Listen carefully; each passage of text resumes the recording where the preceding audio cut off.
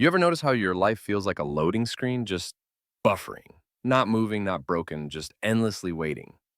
You tell yourself you're tired, but you're not tired. You're uninspired. There's a difference. Tired happens after effort. You haven't made an effort in months. You're bored out of your goddamn mind, but you dress it up as burnout because that sounds more noble than I've been avoiding my own potential like it owes me money. Every day is a copy paste of the last. And the worst part is, no one notices, not even you. You're not living, you're just killing time, rotting politely, smiling through it so nobody asks questions.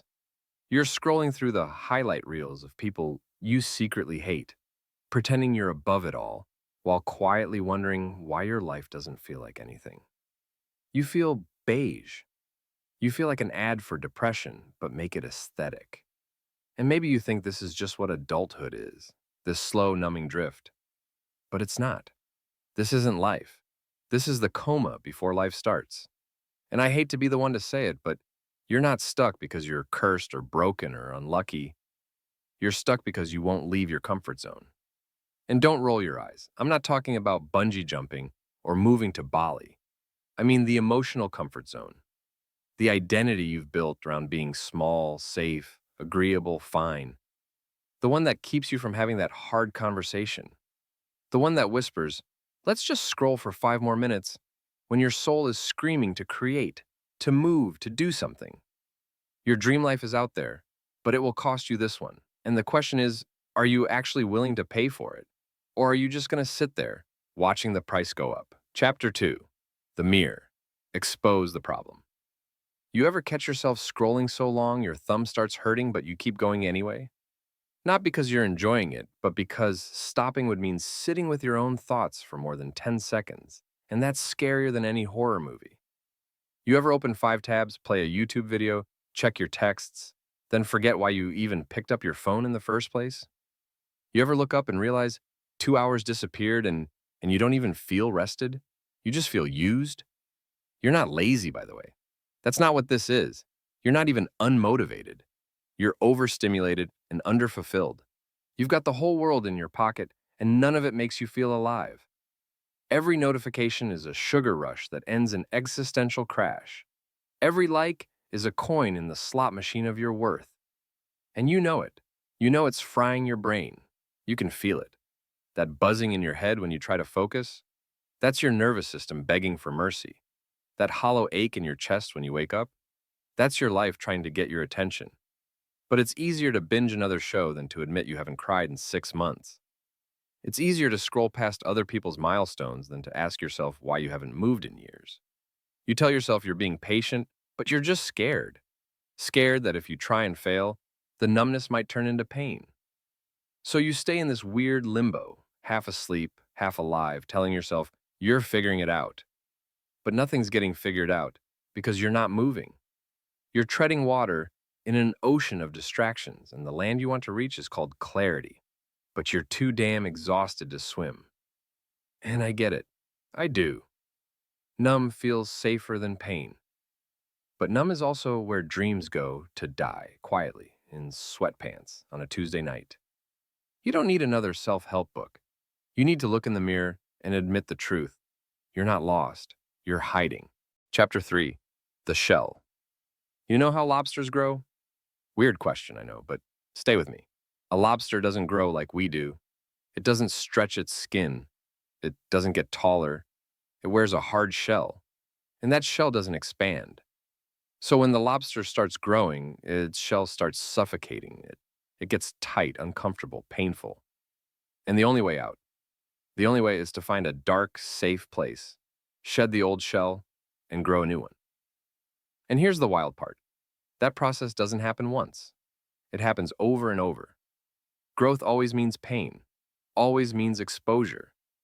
For a while, that lobster is soft, vulnerable, no armor, just flesh and fear. And yet it chooses to do it, again and again. Because the alternative is to die in a shell that no longer fits. Now ask yourself this. How long have you been living in a shell you've outgrown? How long have you told yourself, this is just who I am, when deep down you know that version of you expired 2 years ago? How long have you stayed small because small felt safe? Your comfort zone isn't cozy, it's cramped. It's choking you. And you can feel it, can't you? That restless pressure in your chest. That's not anxiety. It's your soul growing against the limits of the life you've settled for. But instead of shedding your shell, you've padded it. You've decorated it. You've convinced yourself this tightness is normal. You've mistaken familiarity for peace. But real peace requires space. Space to stretch, to breathe, to become. And becoming something new means sacrificing who you were. Not because who you were was bad, but because staying her would kill you. Your dream life doesn't live in the shell you're in. And deep down, you already know that. You don't need permission to grow. You need the guts to walk naked into the unknown and trust that you'll build something stronger. You don't need more time, you need a decision. Because the pain you feel right now, that's the shell cracking.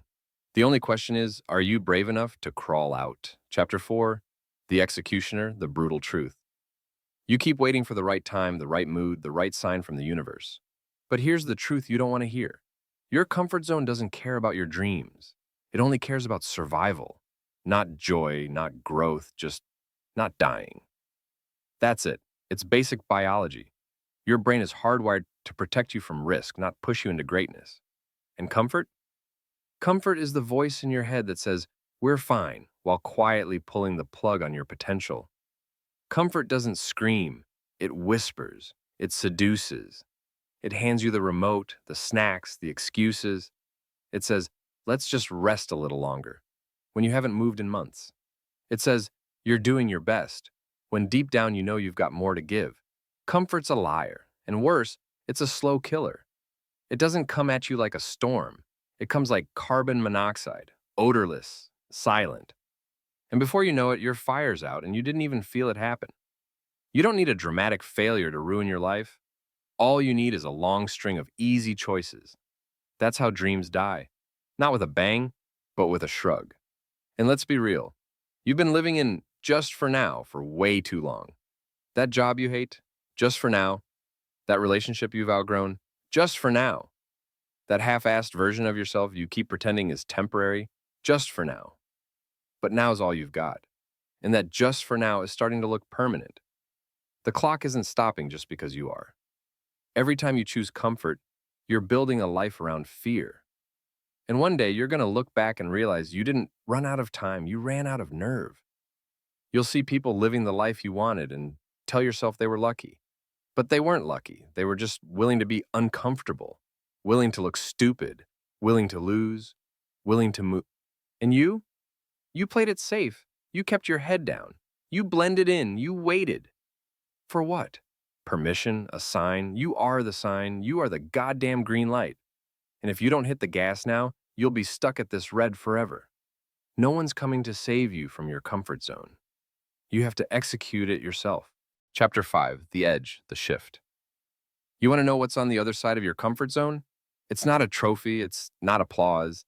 It's not some Hollywood sunrise where everything suddenly makes sense. No. What's on the other side is you, the real you, the one you barely let out because they feel too intense, too loud, too much. The version of you who has opinions, boundaries, fire. The version of you who doesn't need to be liked to feel alive. And yeah, it's scary. Growth isn't glamorous. It's crying in your car after quitting something that was killing you. It's starting over when no one's clapping.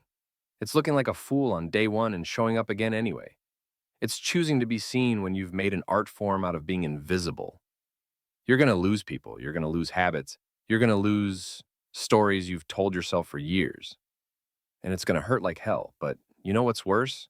Waking up a decade from now and realizing you traded your one chance at real life for a couch, a phone, and a fear of failure. That version of you, the future you, the unrecognizable, unstoppable you, isn't built from success. They're built from discomfort, from effort, from courage that no one saw but you. Every awkward conversation, every scary decision, every time you chose action over avoidance, that's what forges them. And I swear to you, they are worth the pain. They are worth the fear. They are worth the stretch marks on your soul. Because that version of you doesn't flinch. That version of you walks into rooms and doesn't shrink. They don't need to prove anything. They are the proof. But you'll never meet them if you keep choosing numb over new. You'll never meet them if you keep making fear your landlord. You are not waiting on clarity. You are waiting on courage. Clarity comes after you leap, not before. You have to touch the edge. You have to go past the point where your knees shake, because only then, do you realize you were born to fly and you've been crawling this whole time. Don't you want to know what it feels like to actually be proud of yourself? Don't you want to stop watching people live and start living so hard it scares people? You're not here to be tolerated. You're here to be transformed. But transformation only happens on the edge. So go there. Get close. Let it terrify you. And then jump anyway. Chapter 6, The Dare. The Call. If you don't do it now, you probably never will. Let that sink in. This version of you, the one who's still listening, still watching at 2:37 a.m., heart pounding like you just got caught doing something real. This version is the closest you've been to honest in months. Don't let them slip away. Don't scroll past this like it was just another video. This wasn't content, this was a mirror. And you know damn well what you saw. So now what? You gonna go back to bed and pretend none of this hit? You gonna wake up tomorrow and re-download the excuses? Or are you gonna do something reckless? Something terrifying, something true? I'm not talking about blowing up your life. I'm talking about changing your posture. The way you walk into rooms. The way you say your own name. The way you decide that maybe, just maybe, you're done being a watered-down version of yourself just so other people feel comfortable. You know what scares me? It's not that you'll fail. It's that you'll succeed at staying small, at playing dead, at convincing the world you're fine while something inside you quietly rots. You don't need a perfect plan. You need one brave second, one bold moment of, fuck it, I'm doing it anyway. That's all it takes to break the loop. Just one. So here it is, your dare. Do the thing you've been avoiding. Send the message, book the trip, quit the thing. Say yes, say no, cry, scream, start. I don't care what it is, just move, because if you don't, this version of you dies here. And I love you too much to let that happen without saying something. So go, shock yourself, ruin the version of you that's settled, and build the one you were always afraid to believe you could become.